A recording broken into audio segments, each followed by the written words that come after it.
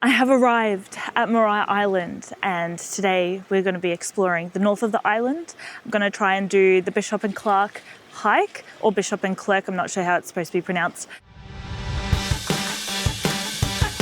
Let's go!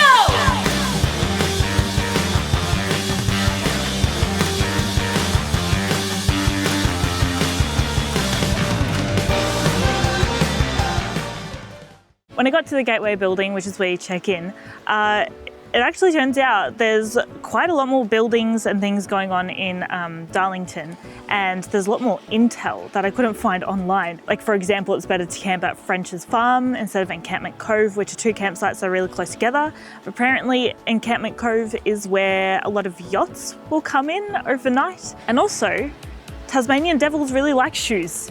So you want to keep them inside your tent when you're sleeping. In 2012, 28 disease-free Tasmanian devils were introduced to the island and are now successfully breeding.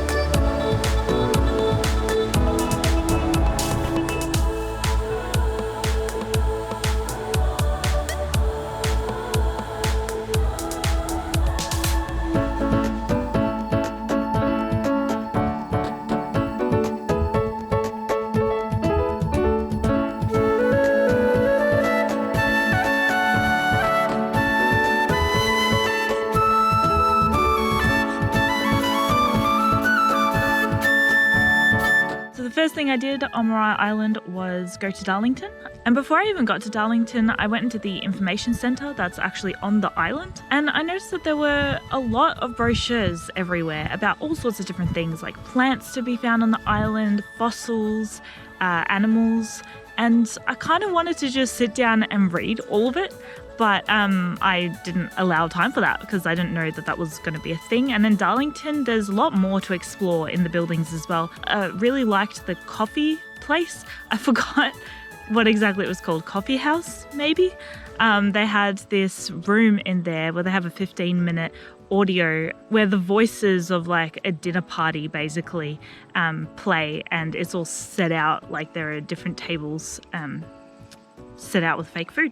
Yeah, I thought that was really cool. Some of the history was really interesting. There was someone who was leading a rebellion in Ireland who then was sentenced to be a convict on Morai Island and eventually broke free of that. Also, there was this woman, Mary, who created the coffee house, and she spent almost her entire life on the island, which is crazy to me, to like live for so long on such a small island, so far away from a lot of facilities that I'm sure it would have been away from a lot of facilities even back then. At the campsite in Darlington, there's also a proper camp kitchen. It is outdoors, but there's barbecues, there's running water to wash your dishes with, or you can filter it and treat it and such to be able to drink it as well. My impression of the island from what I found online was that it was like pretty deserted and there wasn't really much to do other than like walk around and ride around.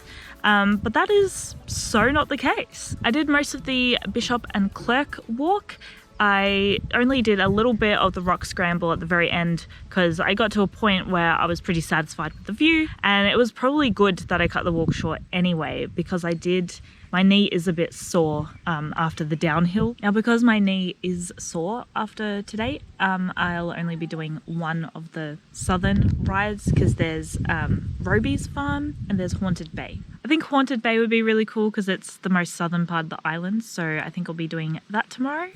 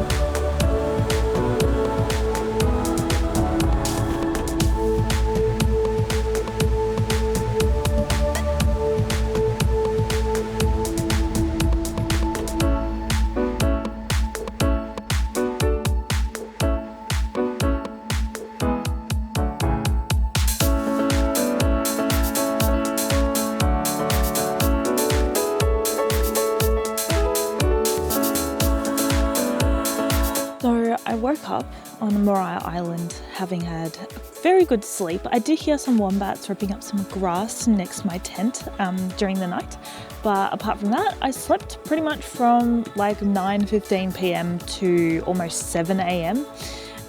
Which was good because I had to catch up a bit on the previous few nights when I had some possum terrors. And I rode to Haunted Bay. The first half was very sandy but pretty flat, and actually it was totally fine on my fat bike, so I feel like I also got to actually make good use of my fat bike. And then the second half was pretty much all uphill. The bit that's specifically just a walking track was actually really difficult, and I thought it looked a bit dangerous, so I only did about half of it, but I still got a pretty good view. And I was mostly just worried because my knee was a bit sore, and I also felt really tired, and definitely decided in that moment when I got to Haunted Bay and noticed just how wrecked I already was just from maybe almost 2 hours of riding, that after the plans I had already made for the next 2 days, I was definitely going to go home. I feel like I've reached the limit of my fitness for this trip. The ride itself is really fun. The view at the end is just like an extra treat, really, because you go through all sorts of changes of terrain. When I stepped off the ferry in Triabunna, I had just over half an hour until my bus to Bicheno came. So I quickly ran to the burger place, burger and milkshake place, and I ordered before the whole ferry came and ordered dinner. So I got my order really quickly and smashed it and got my bike prepared way before the bus even came.